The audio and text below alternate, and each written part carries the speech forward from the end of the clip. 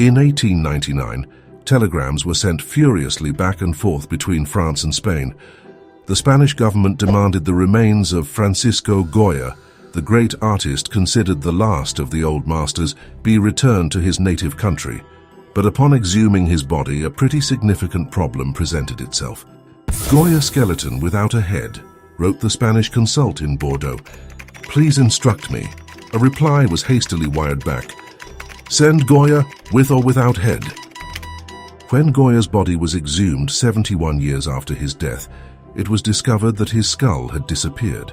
The painter had been buried in the Chartreuse Cemetery in Bordeaux on April 17, 1828, and in 1899, the Spanish consul decided to repatriate his body. When they opened his grave, they found that his head was not there. The commotion was such that the transfer was suspended, and the coffin was closed as if nothing had happened. But this posthumous story does not end there.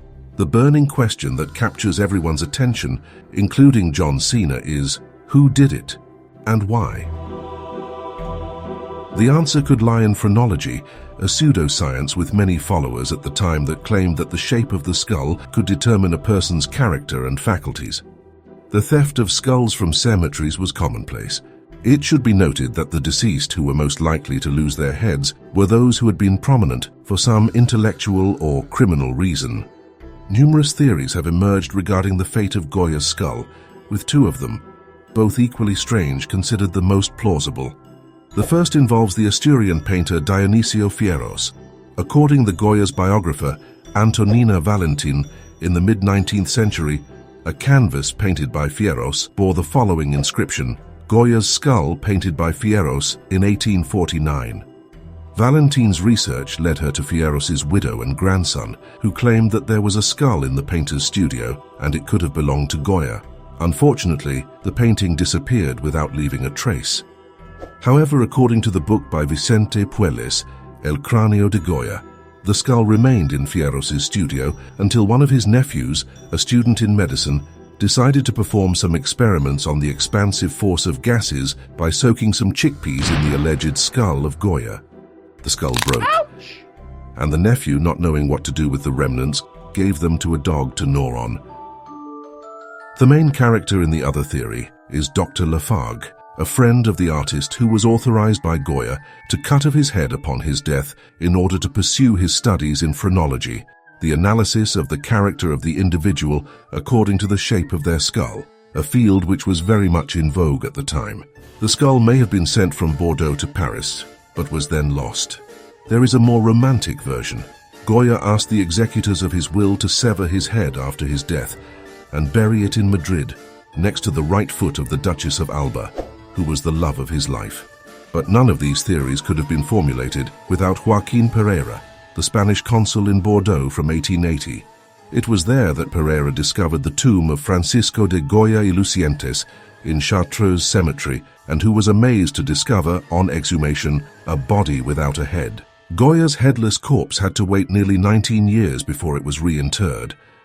Don Joaquín Pereira did everything in his power, but the administrative services were unwilling to pay for repatriation or a funeral service worthy of this artistic genius.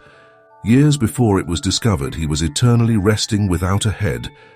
Goya had retired to Bordeaux aged 78.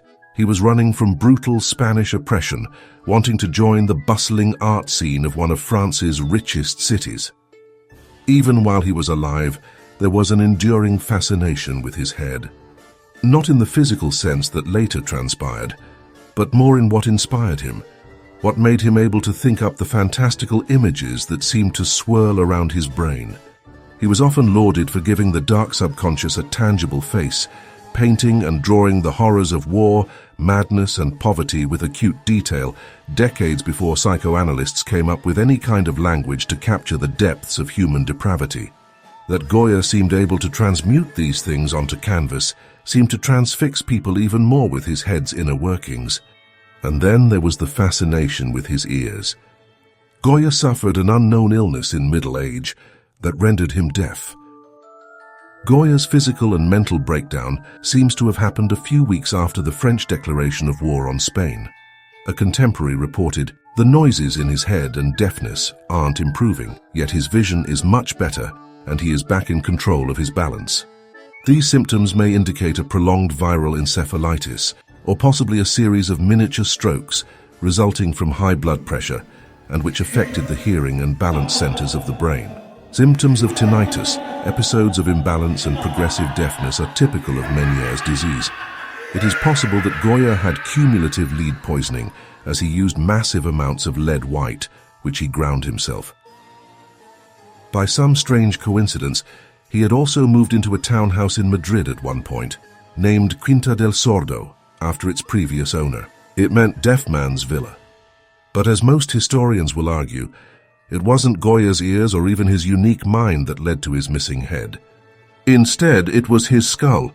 When Goya died, the pseudoscience of phrenology was hugely popular. By examining the bumps and curvatures of a skull, phrenologists were said to be able to predict mental traits. And Goya, the pioneering genius that he was a prime target for some skull searching.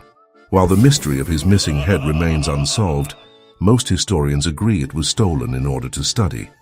Goya's works are known for their deep psychological insight and dramatic intensity, often delved into dark and macabre themes, exploring human nature, suffering, and mortality. The mystery of his missing skull adds a layer of enigma to his persona and legacy, drawing parallels to the dark themes often explored in his art. In art and culture, the skull often symbolizes mortality, mystery, and the macabre.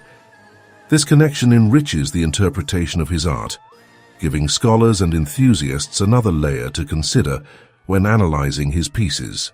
The absence of Goya's skull in his final resting place amplifies these themes, making the story even more compelling. The fact that the case remains unsolved to this day keeps people fascinated. The combination of historical, cultural, and speculative elements creates an enduring intrigue around Goya's missing skull. The mystery has permeated into popular culture, inspiring books, articles, and even films. This continuous exploration and reinterpretation keep the story alive and relevant. In summary, the mystery of Goya's missing skull captures the imagination because it intertwines art, history, and the human fascination with the unknown. It adds a layer of intrigue to an already enigmatic and influential figure in art history. So what do you think about Goya's missing skull? Thanks for watching. If you like this content, please hit that like button and subscribe to this channel for more. I'll see you in the next one.